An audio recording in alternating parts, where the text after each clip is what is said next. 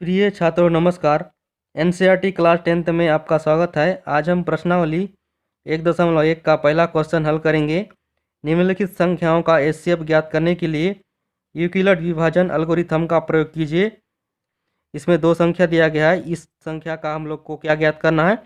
HCF ज्ञात करना है, वो भी यूक्लिड विभाजन एल्गोरिथम का प्रयोग करके हम लोग को इस संख्या का एचसीएफ ज्ञात करना है।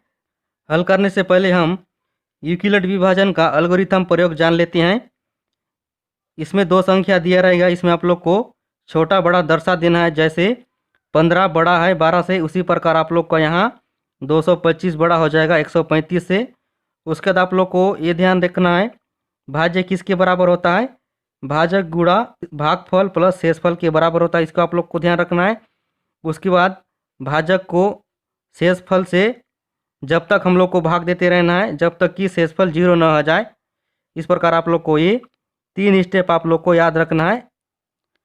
इस प्रकार फिर में आप लोग हल लिख लोगे। उसके बाद आप लोग को यहाँ दो संख्या दिया रहेगा, इसमें आप लोग को बड़ा संख्या दर्शा देना है कि 225 बड़ा है 135 से। इस प्रकार फर्स्ट स्टेप कंप्लीट हो जाता है। उसके बाद आप लोग को जो भी यूक्लिड विभाजन का एल्गोरिथम प्रयोग लगाओगे, आप लोग को इस प्रकार से प्रथम चरण में आप लोग को इस प्रकार से फेर में लिखते जाना है। तो सबसे पहले हम लोग रफ में हल करते हैं।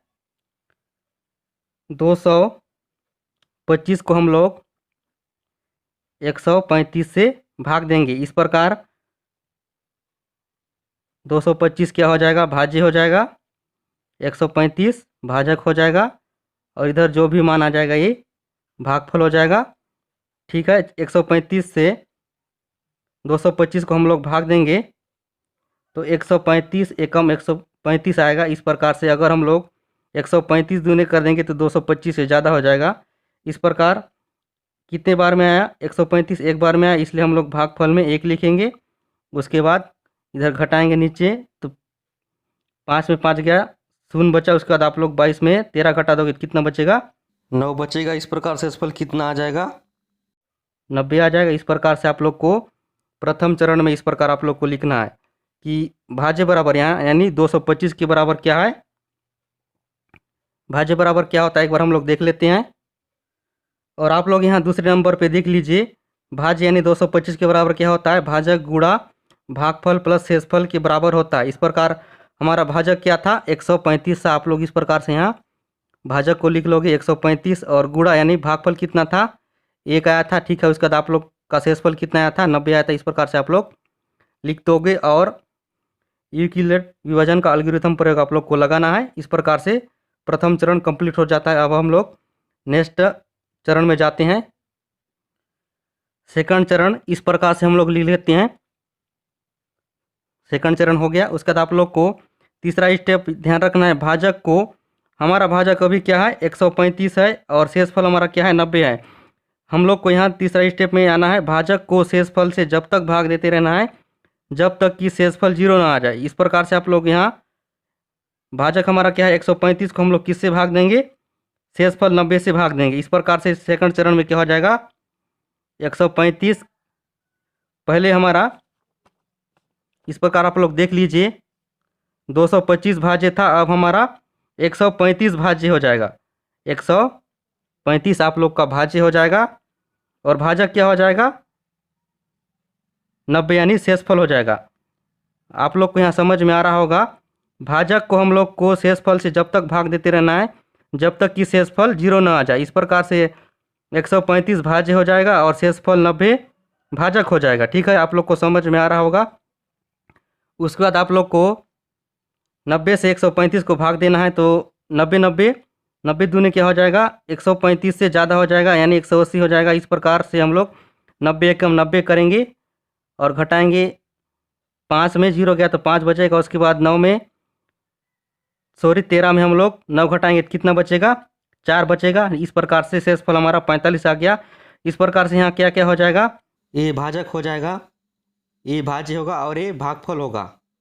इस प्रकार हमारा सेकंड चरण में क्या हो जाएगा? भाजक क्या है? यहाँ 90 है तो 90 को हम लोग लिख लेते हैं, और भागफल यहाँ कितना है? 1 है। उसका शेषफल हमारा कितना है? 45 है। इस प्रकार से आप लोग को यहाँ लिख देना है। फिर से हमारा शेषफल 45 आया, 0 नहीं आया, इसलिए हम लोग को इस स्टेप को फिर से आगे बढ़ाना है, तीसरा स्टेप में आप लोग को ले जाना है। हम लोग को भाजक को जब तक भाग देते रहना है जब तक कि हमारा शेषफल जीरो ना आ जाए। यहाँ यानी 45 आ रहा है, यहाँ जीरो होना चाहिए, तब तक हम लोग को भाग देते रहना है। इस बात को आप लोग को ध्यान रखना है।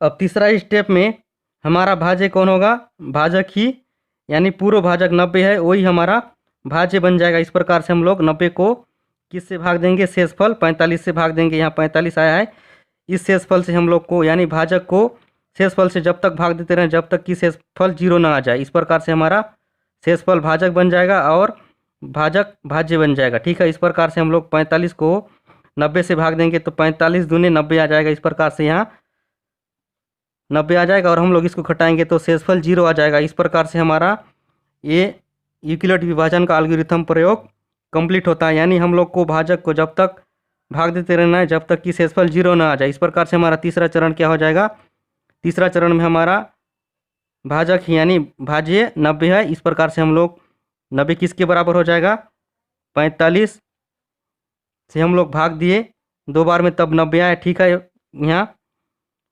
भागफल का गुणा करेंगे 45 दूने 90। ठीक है, ये कंप्लीट हो गया। यानी हम लोग को 135 225 को अलग रूप में लिखना है, यानी ये सेम टू सेम है लेकिन तोड़ के लिखना है, यानी विभाजन करना है। इन संख्या का हम लोग को यूक्लिड विभाजन की सहायता से हम लोग एल्गोरिथम का प्रयोग करके हल करना है।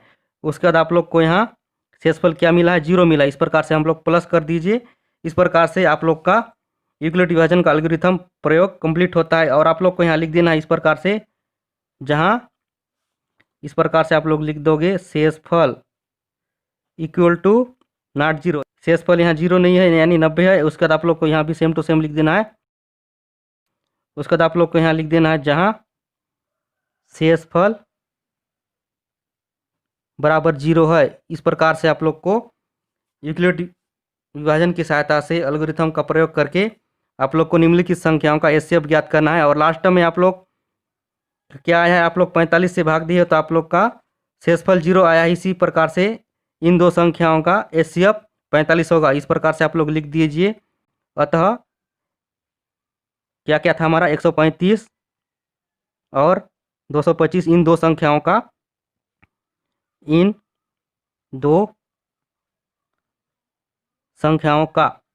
एचसीएफ क्या है, 45 है। यही हमारा आंसर है। इसी प्रकार से आप लोग किसी भी दो संख्याओं का यूक्लिड विभाजन एल्गोरिथम का प्रयोग करके इस प्रकार से एचसीएफ निकाल सकते हो। इस प्रकार से हमारा यह क्वेश्चन हल हो जाता है। प्रिय छात्रों, अगर यह वीडियो अच्छा लगा तो इस वीडियो को लाइक कर दीजिए और हमारे चैनल को सब्सक्राइब कर लीजिए इसी तरह के इंटरेस्टिंग वीडियो के लिए। नेक्स्ट वीडियो मिलते हैं, तब तक के लिए नमस्कार। आपका दिन शुभ रहे।